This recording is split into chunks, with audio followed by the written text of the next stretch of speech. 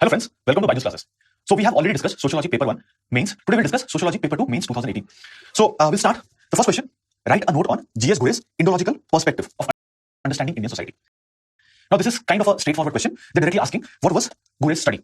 So we can just give a brief background of what Gore studied and how he studied it. So Gore, he was a Sanskrit scholar. He had very good understanding of Sanskrit, and he uses a lot of Sanskrit texts, these Vedas, Shastras, etc. He studies them, and from that he tries to understand Indian society. So his perception about Indian society is based on these texts. So with the help of Sanskrit literature, he is shedding light on the socio-cultural life of India. And again, you should write about some of the basic findings of Gore. So for example, what are his views on caste system? So he is not glorifying, not condemning caste system. He's basically saying that caste system is part of our culture, and it has also changed with the passage of time. And here, he basically talks about some of the dimensions of caste system, which you can mention. For example, it is a segmental division of society. It has a hierarchy. Within caste system, there is also a system which leads to different kind of civil and religious disabilities. Apart from that, caste system, it restricts one's occupational choices. There are also different kind of restrictions when it comes to food, drinking habits, even sitting together. Those kind of things are also regulated. Apart from that, marital relations, they are also impacted by caste system. Endogamy is there. You have to marry within the same caste. Apart from that, what was his views on tribals? He was against Elvin's view of isolationism. He felt that tribals are backward Hindus. He was talking about the cultural unity of tribes and caste. He wanted to promote integration of tribals into the Indian society, assimilation of tribals. Now, he also talks about this urbanization process. He says in case of India, urbanization is also happening in rural areas. For example, within rural areas, there is a demand for markets, and accordingly, urban currents start flowing. It leads to urbanization. So, certain findings of Gore, there's 2-3 findings, key findings. Apart from that, you can also mention what were the major criticism of Gore's work. For example, he is basically focusing only on the Sanskrit text. He's not focusing on the later parts. He's not focusing on the contribution of Islamic rulers, how Indian society is changing at that point of time. Apart from that, the contribution of British rulers, that has also not been mentioned. Some thinkers have also criticized that Gore's perspective is more of ideology. He studies more of ideology and less of fact. Okay? Again, because there's no field study involved. So he's not going to the field and studying. He's just focusing on some text literature to study that. Sometimes it has been criticized as being an ideology. So 10 marks question, how he studied Indian society, what were some of his findings, and what are some of the criticisms to Gore's research. So this sums up this entire question. Pretty straightforward, not many complications involved in this question. Now the next question, critical analysis of Andre Bete's study of Tanjore village. Now here we are basically talking about Shripuram village that Andre Bete talks about. So here you should focus on a couple of keywords. We are talking about critical analysis. That means whatever you are analyzing, at the same time it should also have some criticism. Apart from that, it is very specific. We are not talking about all the studies that Andre Bete has done. It is specifically focusing on Tanjore village. Now what was the study of Andre Bete? Here he studies this village, Shripuram, and for studying this village, he is using the Weber's methodology. So he is saying stratification exists along 3 lines. So that is what he is also trying to find out here. Class, caste, and power. Now, so stratification is multidimensional in nature. It can be on the basis of class, it can be on the basis of caste, it can be on the basis of power. That means on the basis of wealth, on the basis of prestige, on the basis of power, how much you can influence someone. Now he says in this village, he finds out 3 divisions. What were the 3 key divisions? One of the division was Brahmins, the other one is non-Brahmin, and then Adi Dravidas. But among Brahmins also, you have Vedic Brahmins, you have non-Vedic Brahmins. And among Vedic and non-Vedic Brahmins, there is competitive hierarchy. There is a competition between them. The non-Brahmins, they are trying to go for economic upliftment. Among them, there is some sort of secular change. They want to improve their positions in the secular hierarchy, maybe going for education, better educational opportunities, and better employment opportunities. They're trying to achieve that. Then he says, earlier, caste was the most important factor when it comes to stratification. Now caste and class, they are getting combined together. And caste and class, they are coming together and they are deciding the ranking in the social hierarchy. Apart from that, he says, in the caste system, now also there is a hierarchy and there are some differences. But the distance between the Brahmins and the non-Brahmins, that is not absolute, it can vary. Apart from that, caste at present, the present situation of caste in Shripuram is not a product of value consensus.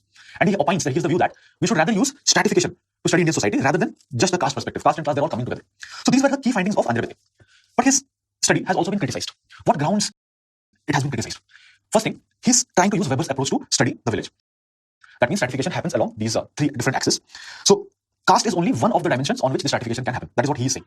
But at the same time, he says caste has an implication on social as well as political life. So caste is one dimension on which stratification happens, but caste also impacts one's economic positions, one's political position. That means caste also has some influence on wealth. Caste also has influence on power.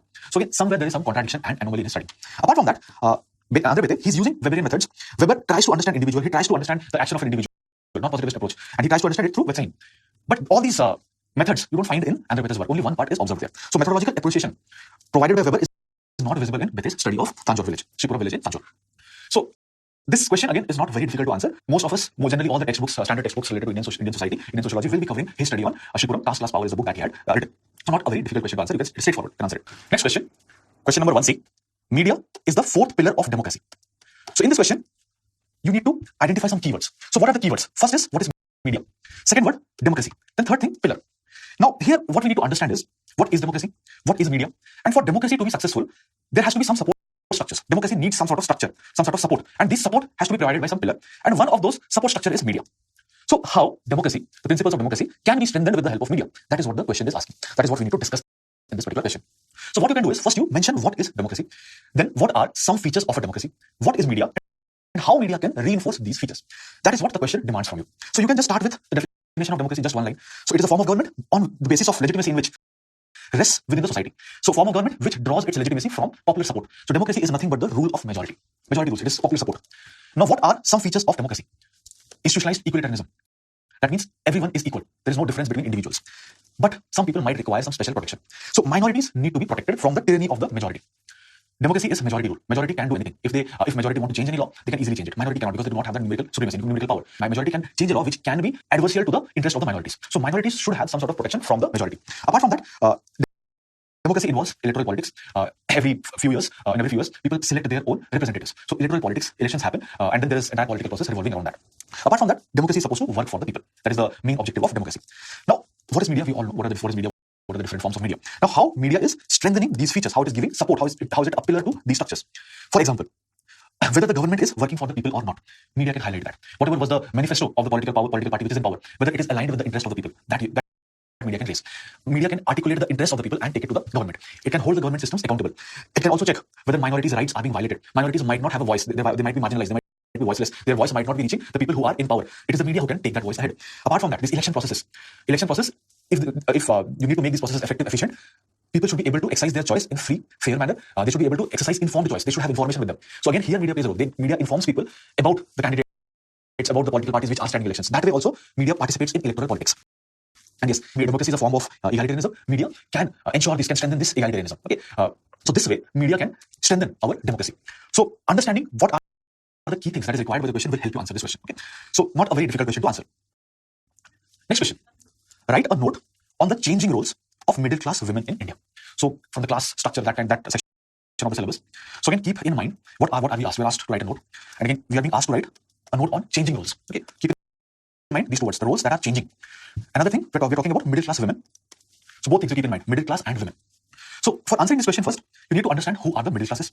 Again, women in these classes, what role they have traditionally had. Now, how these roles are changing.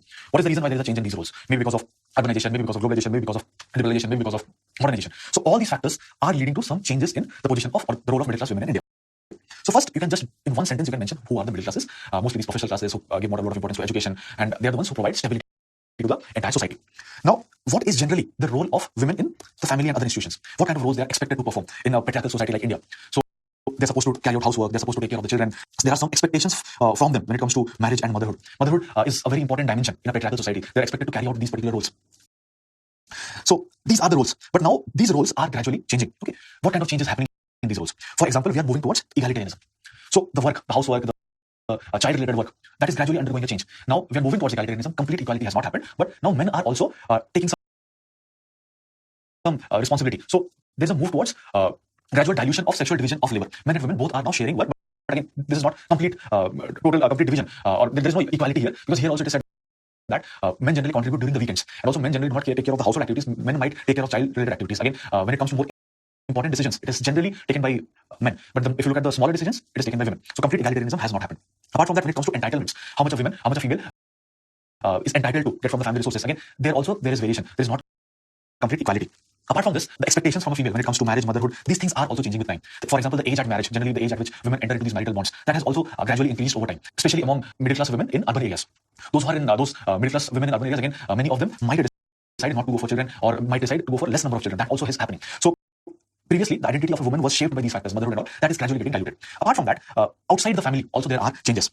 For example, in the professional sphere, the role of middle class women is changing. Participation of women in the workforce has also changed. Again, there are different studies which point out that since 90s there has been a decline in women's participation in the labor force. But again, this decline is this decline may be because they do not want to take up any activity, or maybe now they are not entering into the labor force immediately after they reach the age of 14, 15. They want to go for higher education. The status of women has changed, so now they are possibly taking better jobs. So there has been a change in the workforce as well.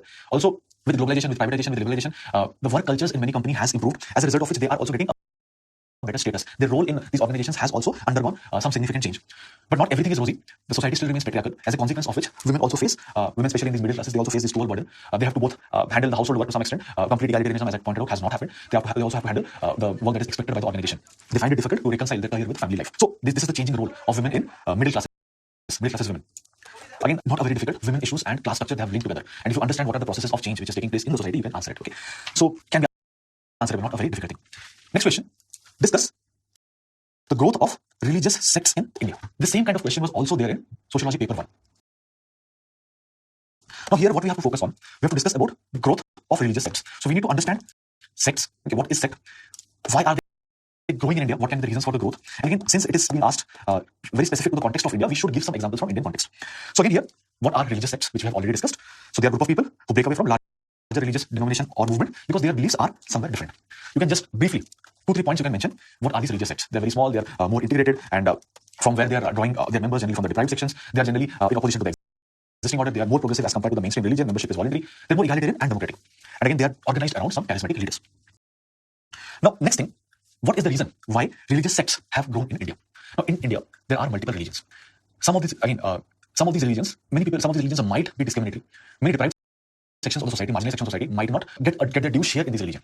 So, religion, the sects can be an alternative religion when the traditional religion seems incompatible with modernization. Apart from that, there is rampant consumerism in Indian society as well, consequence of the changes that is happening in our economy.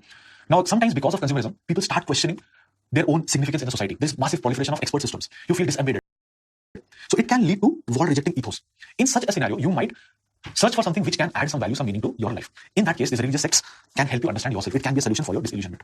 Apart from that, these religious sects, they are kind of individual forms, they're kind of private forms of religious activities. Okay? So religion might be moving into the private space in the form of religious sects. So this may be the reason why there is a growth of religious sects in India.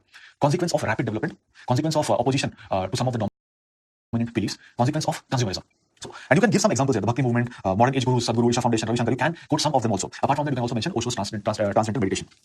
So this is about the growth of religious sects in India. So this sums up the compulsory questions of section A, part A of our paper. Now we will move towards the optional questions, the questions where we had some sort of freedom, some sort of choice. Next question, question number 2A. Analyze A.R. Desai's views on India's path of development. So here again, keywords you have to keep in mind. They're talking about A.R. Desai. Okay, A.R. Desai, Marxist approach, and they're talking about India's path of development. Now, in most of the standard textbooks that we come across related to Indian sociology or sociological thinkers, we find a mention of this particular thing when it comes to A.R. Desai. But again, it is generally related to one paragraph or 2 paragraphs maximum. And basically, it talks about A.R. Desai's study or A.R. Desai's viewpoint about Marxists. Okay, what has been their approach? But the question here is asking, what are his views on India's path of development? Actually, A.R. Desai, he had written a book, India's Path of Development. And in that, there is one chapter where he talks about what is the path of our development, where we are heading. And he also tries to give some evidence to prove his point of view. So this question is a little specific question. So you need to have at least some idea what the book talks about, then only you can answer it. So what is his view on India's path of development? Basically, he's saying we are moving towards a capitalist-led path of development. And he points out the different flaws that exist. And he tries to prove this thing from evidences that he gets from Indian constitution, from the planning process, from our economic processes. So what does he say? Now the first part here, these are his views. And on the right hand side, these are the evidences he gives to prove that India is going on this particular path. So what does A.R. Desai say? He's saying the path that India has taken, this path is actually leading to enrichment of the capitalist class. And this capitalist class is gradually gaining ownership over economic, political, social, cultural, all the different kind of institutions. So capitalists are owning these things. Apart from that, he says that there is increasing subservience of the public sector. We are completely dependent on the public sector. The path that we have taken up is not able to utilize the vast human resources that we have. So we are wasting our human resources. Inequalities of wealth and income distribution, it has become aggravated. There has been continuous inequalities, and these inequalities have increased over time. They're not diminishing. Apart from that, the growth rates, it is low and it is non-uniform. Across different regions, it is not uniform. Across different social groups, it is not uniform. There is gradual pauperization and proletarization, directly from Marx, the terms Marx uses. Apart from that, he's saying people are not becoming capable. They are becoming dependent on state subsidies. They're becoming dependent on ration shops, fair price shops, black markets. Government is also resorting to public debt, deficit financing, indirect taxation. Indirectly, what he means to say is government is not able to ensure its own finances. So it has to resort to these kind of methods. Apart from that, the condition of women, scheduled caste, scheduled tribes, it has also deteriorated over time. And the state is trying to repress all the protests that these sections of the society might be making at different points of time. So government is resorting to coercion, repression to subdue the discontentment among these sections. So this is the path of development that India is heading towards. So a very critical approach Desai has given. Then he says, he gives some evidences. He says that there are some evidences of these things in our constitution itself. For example, he says constitution accepts the bourgeois society. It accepts the class structure that exists. It is not talking about changing the class structures. The constitution accepts the right to property. See, when he's writing at that point of time, so he says that the constitution accepts right to property as a fundamental right, but it does not respect right to work as a fundamental right. That means if an individual's labor is unutilized, is being misused, we are not used, someone is there who can work, but he's not given work, that means his potential is being misused. So there should be some mechanism for compensating that, because you are misutilizing that. The state should have ideally utilized it. So, but there is no such mechanism. Then he says there is, in the constitution, there is no assurance of work or minimum wages. And the constitution that we have, a large part of it has been taken from the British colonial times. So we have had this colonial hangover. So our path of development is basically advantageous for the capitalist class, for the bourgeois society.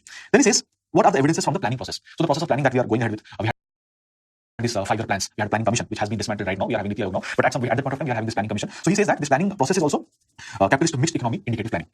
Also, this planning process accepts a class structure which is based on private ownership as a means of production. Also, it is giving legitimacy to income through ownership. So, ownership of capital is given importance in this planning process as well. So, ownership of capital, again, Marxist approach. From that, you can try to link it. Then it says, our economic process, it is also on the basis of profits and production for markets. So, this also perpetuates the bourgeois society, or it also perpetuates the capitalist class. So, our path of development is more of a capitalist-led development, and it is trying to preserve the existing class structures. We are not trying to go for massive changes here. So this is A.R. Desai's view on India's path of development. This thing is available, this particular chapter is in that book. In fact, the name of the book is India's path of development, and then there is one specific chapter that talks about all these things. It is available online, PDF format is there. In case some of you have not gone through it, want to study it further, you can download it. PDF is there, you can go through all these things. Now the next question here, examine sociological dynamics of Champaran peasant movement in colonial India. So here again, the root word is sociological dynamics of Champaran movement. So in history also, you might have read about Champaran peasant movement. Also, different kind of movements are part of your syllabus. Peasant movements are also part of your syllabus. You are being asked sociological dynamics. So you have to go beyond the things that you have read in history. When we talk of any movement, you need to think on certain lines. For example, what were the key issues? Who were the ones who were giving the support to the movement? What were the organizations? Who were the leaders of this movement? What was the spread of the movement? What was the consequence of the movement? All these basic things you should be answering if there's a question on the sociological dynamics of a movement. So first thing here, you need to identify what is the issue. Then, who was the leader of the movement? What was the spread of the movement? And what is the final outcome of the movement? Now, this Champaran movement, where it happened, we all know that. And what is the key issue here? Now, the key issue here is the unequal nature of the traditional relationship between the cultivators and the zamindars. The cultivators, the peasants, they were exploited. And there was multiple forms of exploitation. Sometimes violence was also unleashed against them. Muscle men were used to unleash violence. The planters, they used to collect a different kind of cess from these peasants. In some instances, some 40 kind of cess was collected from these peasants. But the most hated kind of tax cess was the Tin-Kathiya system. It forced the peasant to grow indigo on 3/20th of their land. And in return, they were not getting very good prices. So one of the bases was racism.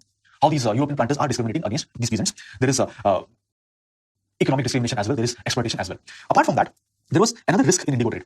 Indigo trade was linked with the world markets, and the prices, the demands, they all kept on fluctuating. So that risk was also there, which also led to the despotism of the European planters. And there have been instances, there have been periods of time in which there were a lot of profits, especially during this World War I. But the profits never trickled down to the cultivator. So indirectly, or we can say that these peasants were exploited, and they were under a very exploitative legal and social regime. It led to different kind of flare-ups. It led to different kind of protests at different points of time, even before this Champaran peasant movement. So there were sporadic protests before this movement. Now what is happening? In the later part, there is this bottom-up approach. There is agitation among the peasants, and now they want to increase the strength of the movement. So they are taking the help of the intelligentsia, those who are educated. They are the ones who are now asking the educated intelligentsia to join this movement.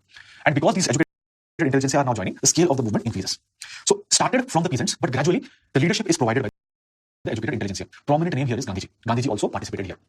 So Gandhiji is now also joining it. Now how this movement is spreading? Initially it was local, but gradually it is spreading to the entire district. And then it also spreads to some districts which are adjacent to these districts. Okay. So adjoining indigo districts are also getting engulfed in this particular movement. And there is also global contestation of these indigo question, because indigo is now linked with the international markets. As a consequence, now what is the result of these entire movement? So here, Tin-Kathiya system was abolished, and some sort of compensation was also given to the farmers. But so indirectly we can say that the peasants are getting benefited. But one thing also you need to analyze here is, because there was some sort of resolution, it is suppressing the revolutionary potential of peasantry. We do not see revolutionary uprisings among peasants. So that is getting nullified here. And the unequal class structure that is there, it is still continuing. Here the peasants did not try to change the class structure. They're not opposing that. They were just talking about the economic exploitation they were facing. So class structures are not getting changed. So this is one of the limitations of the movement. But this movement became a template for different kind of struggles. It gave motivation for some other struggles. For example, it was a motivation for Kheda Satyagraha. It was a motivation for Ahmedabad mill workers strike. Gandhiji is also going and participating in these kind of protests. Also, because of this, in this particular movement, educated intelligence, they are coming together. So Gandhiji is there, and other leaders, for example, Rajendra Prasad, G.V. Kripalani, they are also coming together. So what is happening here is Gandhiji is getting new allies. So new alliances, new friendships are forming, and which play a very important role in the political processes of India in future. So this is the sociological dynamic of the Champaran movement. Keep in mind, the question asks sociological dynamics. Okay, don't just mention the facts. Try to understand what was the deeper implication of the movement. What was the significance of the movement for future?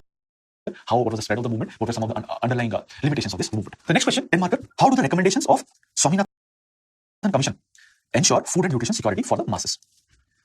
Again here, keywords, Swaminathan Commission's recommendation. Another thing is food and nutrition security. For ensuring food and nutrition security, three things are very important.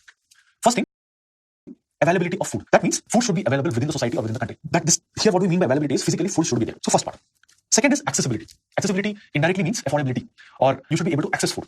See, there might be food within the country, there might be food in a village, in a shop, but if you do not have money to purchase that, then food is not accessible to you. Accessibility of food means you are able to get that food. accessibility will depend on your financial conditions. It will also depend on connectivity. Let's say food is available in the state, but the distribution systems are not good. It is available in the state, but distribution system is not good. That means I might have, food does not reach to you, and you will not have the capability to go and collect food. That also will limit your accessibility. So distance can also be a factor. Finances can also be a factor. What is utilization? Utilization means absorption of food. You might consume a food product, but your body should be able to derive nutrition from that. Then only you will be able to utilize it. So for ensuring food security, there should be food present.